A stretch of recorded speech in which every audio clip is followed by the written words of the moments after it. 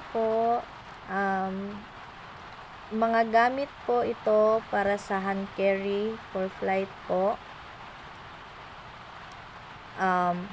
Kailangan nyo po dalhin yung mga document nyo po, passport, yung visa, yung contract nyo, at yun lang po.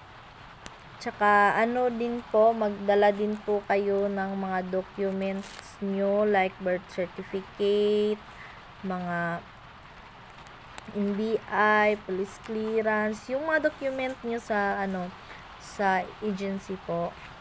Dalhin nyo po yun lahat. Okay? So, ilagay nyo po yan sa hand carry ha. Huwag nyo po yung ilalagay sa maleta. Okay. So, ito din po, dalhin nyo po ilagay nyo po sa inyong sa inyong hand carry. Mga nuts, kasi kailangan nyo po yan. Kasi, sa flight po, ilang oras, mababagot po kayo. Kahit manood po kayo, basta wala kayong sinusubo, mababagot po talaga. Kasi ilang oras yun eh. So, ito pwede nyo dalhin, nuts, cake, bread, biscuit, chocolate, basta wag lang kayong magdala ng liquid kasi mako-confiscate yan. Okay? So, magdala din po kayo ng mga importante nyong in case mawala yung maleta nyo. Ito po, dapat po may dala din po kayong ekstrang damit at saka napkin. Kasi in case na datnan ka, andun ka sa eroplano, mahirap na. Okay? Magdala din po kayo.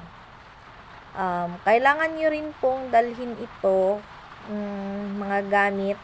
Hindi po ito pwede sa maleta.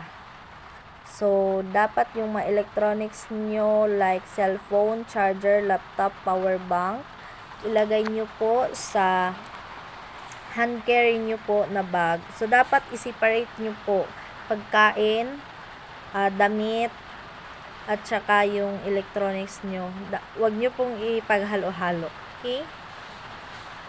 Yun lang po. Thank you. Subscribe.